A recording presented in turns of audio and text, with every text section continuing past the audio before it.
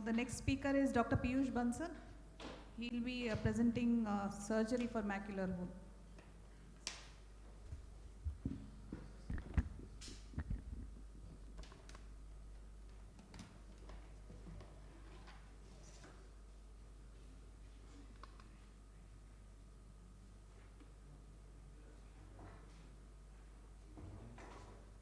Very good morning to the respected chairs and to everyone over here. So there's going to be a lot of overlap and wonderful videos, Dr. Luthra sir and Dr. Saurav.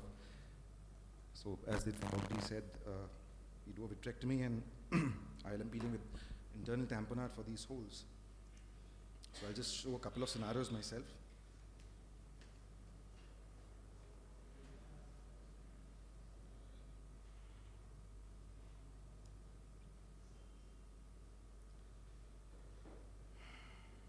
So this was actually the first macular hole that I had done, which was around a decade ago.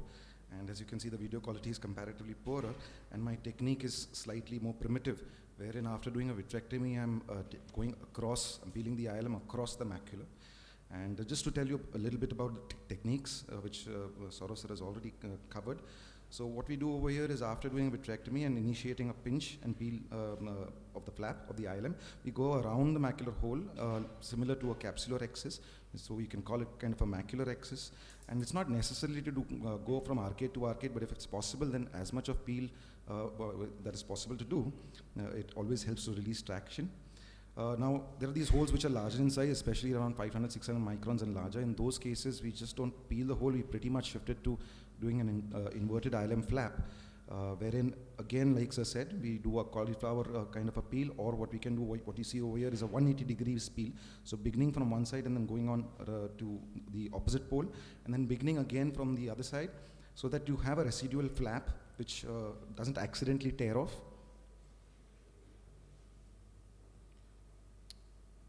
Which doesn't accidentally tear off, and you have this flap. Essentially, you're keeping it so that it acts as a scaffold for the whole closure.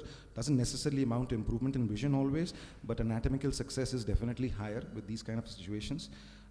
Another traumatic hole, like Dr. Santra had said, these holes, the ILM peeling over here is not as difficult as other routine holes, but PVD induction is extremely important. That can be a tough one. Now, as you see over here, I pretty much use an ILM peeling forceps. I don't use diamond dusted forceps, or I do use finesse once in a while when it's an extremely sticky ILM to initiate a flap. And as you can see over here, lifting the ILM flap and going step by step and slowly, so that's not to create any more undue.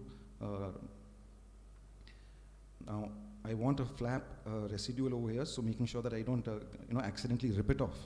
And once you have some amount of the ILM flap still attached to the edge, one can trim it if required. As you can see, trimming it with a cutter over here, or one can just leave it as it is also.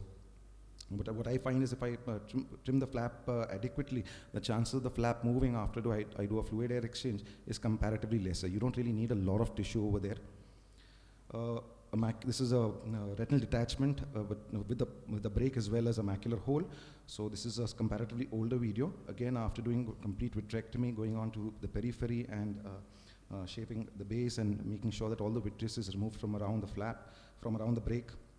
This is extremely important when you're doing any retinal detachment surgery, making sure that there's no vitreous attached to the anterior edge of the break. And after doing this, then shifting my attention to the macular hole. So again, initially I was using PFCL. Now I pretty much stopped using PFCL, but I still use it when it's an extremely bolus detachment. So despite doing fluid air exchange, I still have fluid collecting underneath the retina. So in those situations, I put in PFCL. You see that's giving some amount of counter traction. So that makes peeling of the ILM comparatively easier. One can easily take a large PFCL bubble also. I can see that there's a nice area of ILM peel around the hole. Then going back to the retinal break and doing a fluid air exchange. Then treating it as a routine retinal detachment.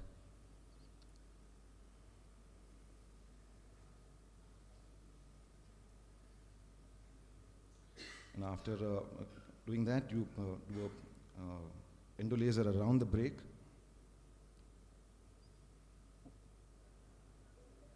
I don't necessarily do a 360 degrees laser in most of these situations, as long as I've identified that there are no more breaks or any lattices that can open up, and then do a silicone oil injection. This is how I pretty much manage most of these macular hole RDs, which don't have another break. Don't necessarily put in PFCL, and it's not that difficult to peel the ILM in these detached retinas also, as you can see over here. One just has to be a little more patient. Again, it's a larger macular hole, so I would want to leave an inverted flap. So a similar technique, a 180 degrees peel, and then leaving some amount of the ILM attached to the edge. It's important not to stuff it over there, as sir has already mentioned. You don't want to damage the RP. Never drain fluid from the hole itself. You create a separate retinotomy, and then you drain the fluid. Now, this is my senior colleague, Dr. Rupakanti Biswas's video. Again, I haven't done these autologous grafts, but what he does is, in these macular failed holes, he uses these trifines to actually cut piece of the retina.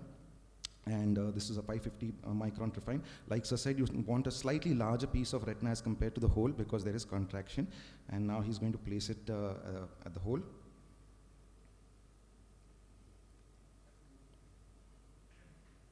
So he's actually made multiple trifines, and then he sizes them accordingly.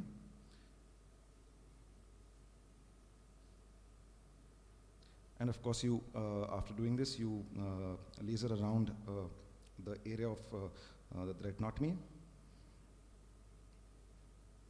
Thank you very much.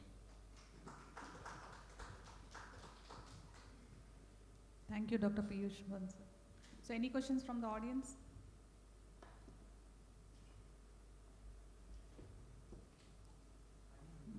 Mike. Yeah.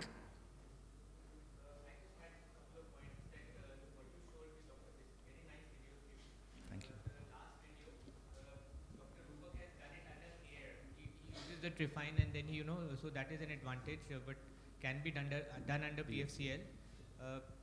It's not very, we are not very sure, but it's better to keep the alignment of the retina.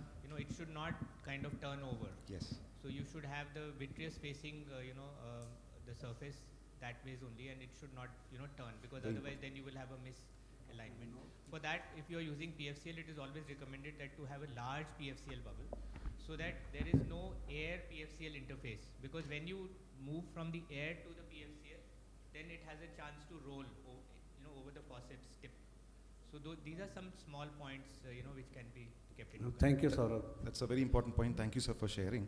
So one more thing I wanted to add was when you added PFCL in your holes, what about the idea of just putting in some viscoelastic instead of PFCL? Does it because I have had some cases where I